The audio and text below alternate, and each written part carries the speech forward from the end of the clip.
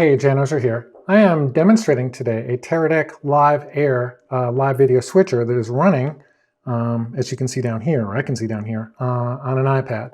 So I'm going to run you through its basic capabilities. The high level is accepts multiple streams, can come from different sources. We'll review those in a second. And you only need to bring an iPad to actually mix the event. Send it to Livestream, Ustream, or any RTMP compatible server. So here's the interface. And it looks like a traditional video switcher, right? It's got the preview window on the upper left. It's got the live window on the upper right. We're not live now. We'll go live at the very end of this. And then it's got three sources of content on the bottom. A is for text. The little picture there is for pictures, and we see the various pictures here. And then on the bottom, we have two video sources.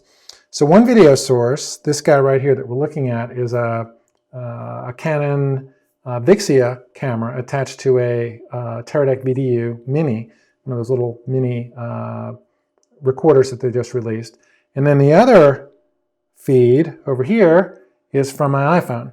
So you can have multiple inputs, and you click the input button there, and then these are the two inputs that we have now. And if we wanted to add, we could add a device, we could add another iPad, we could add the iPad camera from this device, we could add a movie file, and then we could add an RTSP feed. So these are the available live inputs and VOD inputs if you want to add a movie file.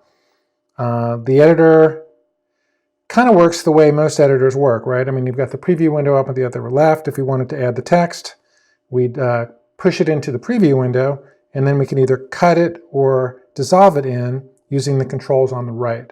So let me get back to up close and personal. If we want to get rid of the text, we click the text, which takes it out of the preview window, and then we can just cut it out if we want.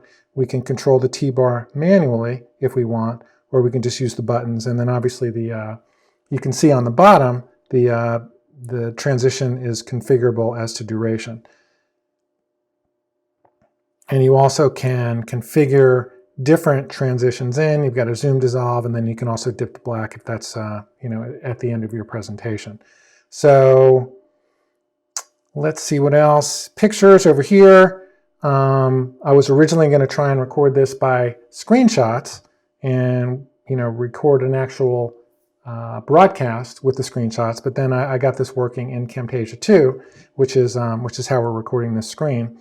And again, if you want to show a picture, you click the picture to put it into the preview window, and then I'll cross dissolve it in. If I want to remove it, I just click it again and then hit cut, and then I come back to the camera that was there a moment ago.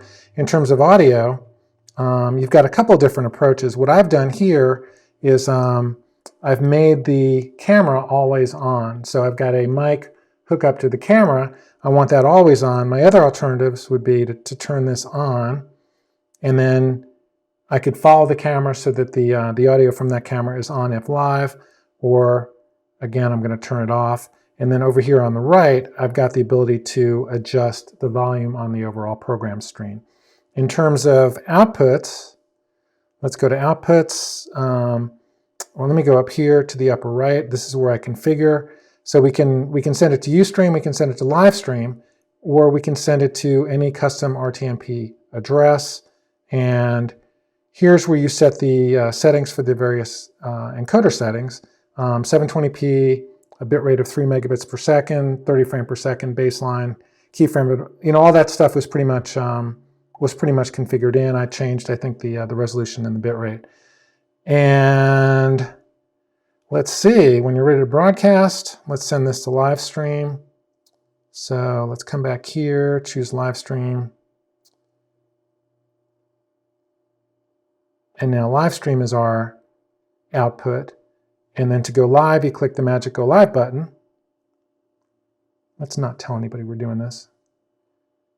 And here we see that we're outputting the, in a moment or two, hopefully we'll,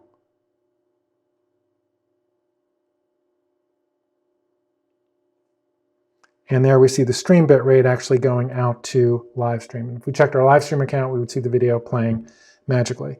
Going back into the editor again, if you want to change Camera angles, you click the source to input it into the preview window, and then you can use the T-bar to transition in, or if you want to just use a cut or a cross dissolve, you can do that as well. Again, click the content you want to put in the live feed, puts it in the preview window, and then let's just cut it over like that. So this is the Teradek Live Air. Being the ace product reviewer that I am, you'd think I would check price on that before I started this. I'm thinking it might be free, but if it's not, you can read about what the actual price is in the article that's going to accompany this video. So I'm going to call this a wrap, and I appreciate you watching. Again, it's the Teradek Live Air. Cool product if you want to mix, mix on site when you've got IP feeds like an iPhone, an iPad, one of the cool Teradek Mini or Video Mini encoders or other encoders, and you don't want to bring a computer, you just want to bring your iPad. That's the pitch. I'm Jan Ozer. Thanks for watching.